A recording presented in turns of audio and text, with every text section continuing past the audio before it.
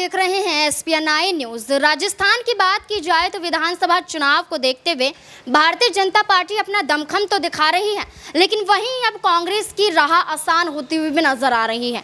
कांग्रेस की बात की जाए तो सचिन पायलट और अशोक गहलोत के बीच में जो लड़ाई चल रही थी, वो लड़ाई कहीं ना कहीं खत्म होने की कगार पर पहुंचने वाली है। क्यों? क्योंकि यहाँ पर अब अशोक गहलोत बैकफुट पर नजर आ रहे हैं।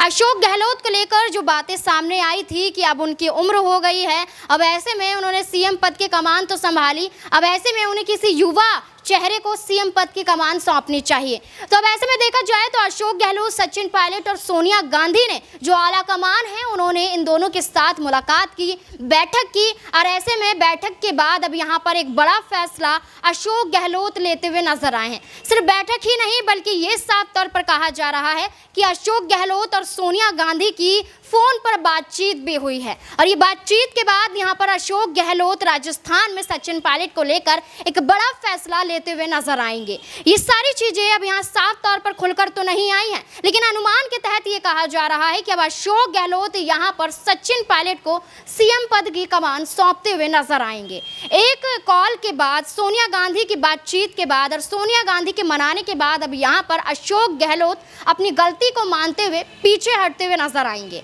ऐसे में देखा जाए तो राजस्थान में अशोक गहलोत ने जो काम करना था वो कर लिया।